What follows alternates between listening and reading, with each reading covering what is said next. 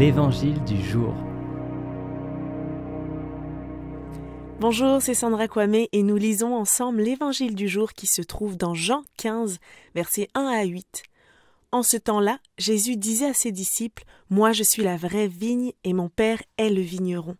Tout sarment qui est en moi, mais qui ne porte pas de fruit, mon Père l'enlève. Tout sarment qui porte du fruit, il le purifie en le taillant pour qu'il en porte davantage. Mais vous, déjà, vous voici purifiés grâce à la parole que je vous ai dite. Demeurez en moi, comme moi en vous.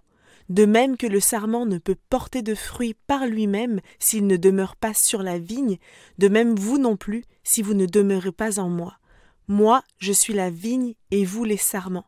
Celui qui demeure en moi et en qui je demeure, celui-là porte beaucoup de fruits, car en dehors de moi, vous ne pouvez rien faire. Si quelqu'un ne demeure pas en moi, il est comme le sarment jeté dehors et il se dessèche. Les sarments secs, on les ramasse, on les jette au feu et ils brûlent. Si vous demeurez en moi et que mes paroles demeurent en vous, demandez tout ce que vous voulez et cela se réalisera pour vous. Ce qui est fait la gloire de mon Père, c'est que vous portiez beaucoup de fruits et que vous soyez pour moi des disciples. Je ne sais pas pour toi, mais j'aime tellement ce texte. La Bible est une ressource incroyable et un manuel de vie au quotidien. Et dans ce passage, Jésus utilise la parabole du cep et du sarment et voici ce qu'il nous enseigne. Premièrement, demeurez en moi comme moi en vous. Qu'est-ce que ça signifie ? Il ne suffit pas d'aller à l'église et d'être baptisé pour demeurer en Jésus. Demeurer en Jésus signifie avoir un lien vital avec le Seigneur Jésus qui fait en sorte que nous désirons vivre par lui, avec lui, pour lui et en lui. Il s'agit d'un cœur à cœur continuel et permanent avec Jésus. C'est plus que quelques minutes par jour le temps d'une petite prière, mais quoi que l'on puisse faire et où que l'on puisse être, que ce soit au travail, avec des amis ou même en vacances, on puisse toujours conserver nos pensées tournées vers Jésus.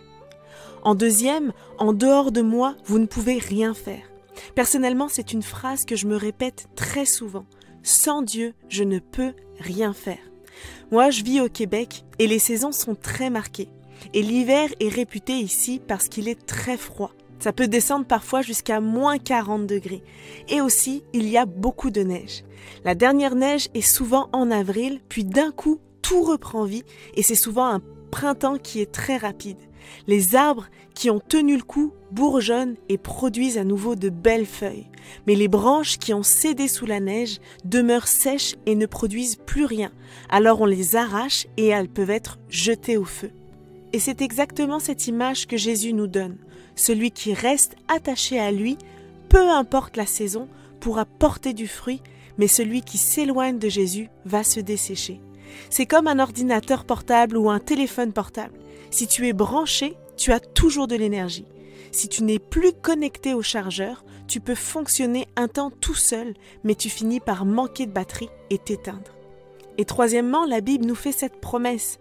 Si vous demeurez en moi et que mes paroles demeurent en vous, demandez tout ce que vous voulez et cela se réalisera pour vous. Et ça me rappelle un de mes psaumes préférés qui est le psaume 1 et qui dit « Heureux l'homme qui trouve son plaisir dans la loi de l'Éternel et la médite jour et nuit. Il ressemble à un arbre planté près d'un cours d'eau. Il donne du fruit en sa saison et son feuillage ne flétrit pas. Tout ce qu'il fait lui réussit. » Donc, demeure attaché à son amour, demeure attaché à ses commandements et à sa parole, fais de l'Éternel ta priorité et donne-lui la première place dans ta vie. Et le dernier verset dit « Car ce qui fait la gloire de mon Père, c'est que vous portiez beaucoup de fruits et que vous soyez pour moi des disciples. » Alors maintenant, tu connais les secrets pour pouvoir porter beaucoup de fruits. Sois béni.